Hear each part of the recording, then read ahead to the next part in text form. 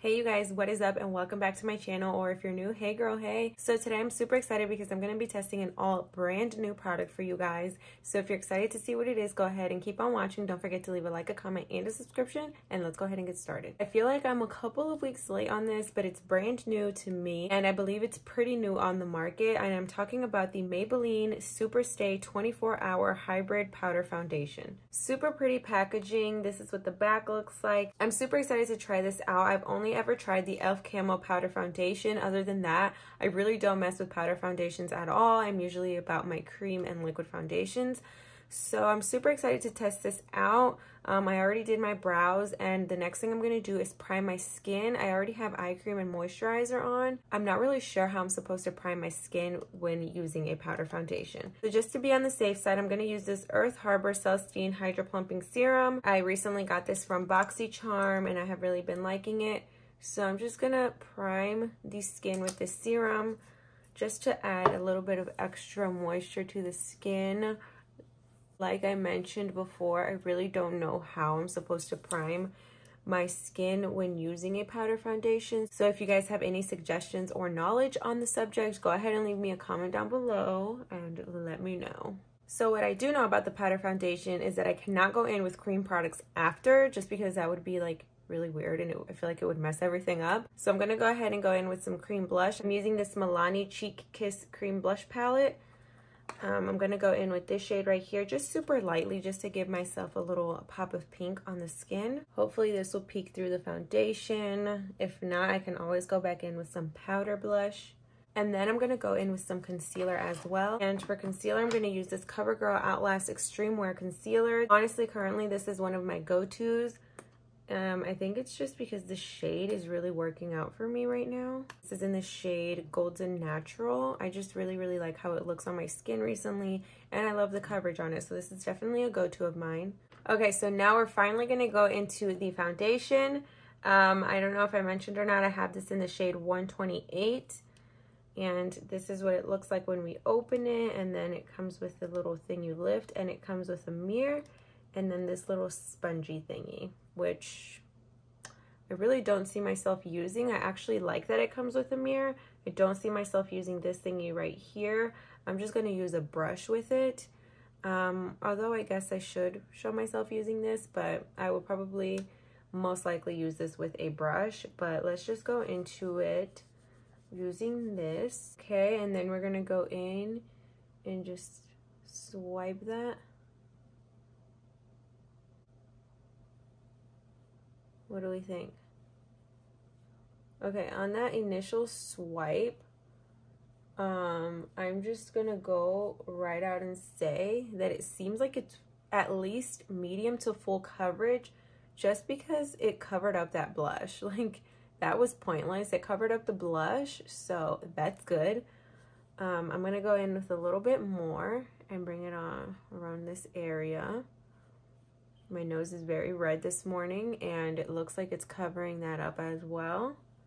I'm just going to put it on half of my face. I'm going to make sure and get underneath the eye too, kind of set that concealer. I wonder if you even need concealer, but just for additional coverage under there. Okay, so now we have it on the entire right side of our face.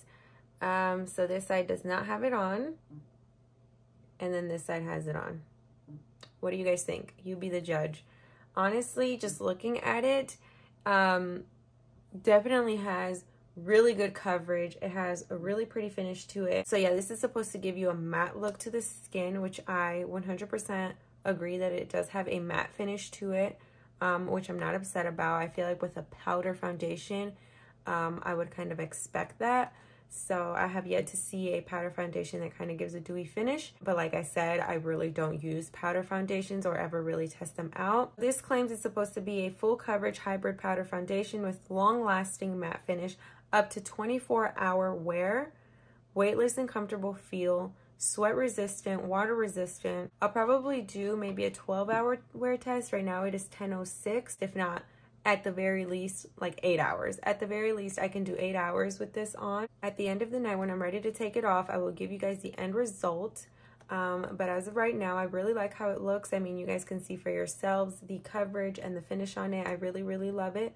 So let me know down below if you guys have purchased this, what you think of it, or if you have any questions. Okay, so like I said I would, I'm going to take this Kabuki brush from BH Cosmetics 116, and I'm going to go ahead and add it to the other side of my face.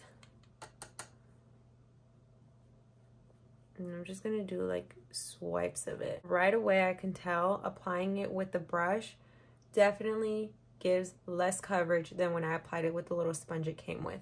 So just keep that in mind. I mean, yeah, look at that. I feel like it's night and day the way that it applied with the sponge versus the brush. So don't use the brush. I definitely recommend using this little thing. I mean, let's see. Yeah, definitely recommend using this.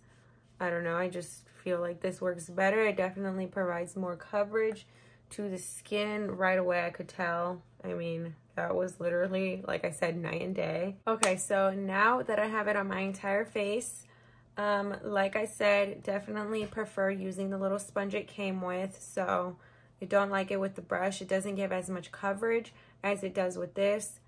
So definitely like that. And I really like this. I feel like this is a really good travel item just because like you can literally put the little sponge in there and then you have the mirror. I really like this. Also, I paid about $15 for this from Ulta. So this is what it's looking like. I hope you guys can see it well through the camera. So now I'm going to go ahead and add in some bronzer. And I'm just going to use my L'Oreal 24-Hour Infallible Bronzer. This is in the shade 350. And I'm using this Rogue 2018 Sephora brush. And we're just going to bronze up the skin, you guys. Just because we are looking a little bit pale. I honestly don't mind the shade that I picked for myself. They do have 16 shade options. So I'm going to go ahead and finish the rest of my makeup and I'll be right back. Okay, so this is the final look with the Superstay foundation. I'm completely in love with it. I really like how the complexion looks. I will let you guys know throughout the day how it's going. It is currently 10:30. I will definitely be able to wear this for at least 8 hours, but we'll see how it goes. This is supposed to last 24 hours, so I'll see you guys in a little bit. Hey you guys, so it's been a super long day. It is now 6:34. I believe I did exactly 8 hours with this makeup on, no touch-ups, no anything, just my makeup. Well, obviously except for lip gloss, but the skin, the complexion, I did not touch up at all. So you guys be the judge of that and let me know what you think. I will say the foundation definitely rubbed off throughout the day. As you guys can tell, it's like kind of, there's like patches where it's missing. But overall, not a bad foundation. I definitely have a little bit of trouble seeing how it could last 24 hours if it didn't even last 8 hours as well as I thought it would. But typically I don't even wear makeup for that long, so I definitely see myself going back to using this product, and I definitely recommend for you guys to try it out, especially if you like powder foundations. This is definitely a good one. I hope you guys did enjoy this review, and if you did, go ahead and leave a like, a comment, and a subscription, and I will see you all in my next one.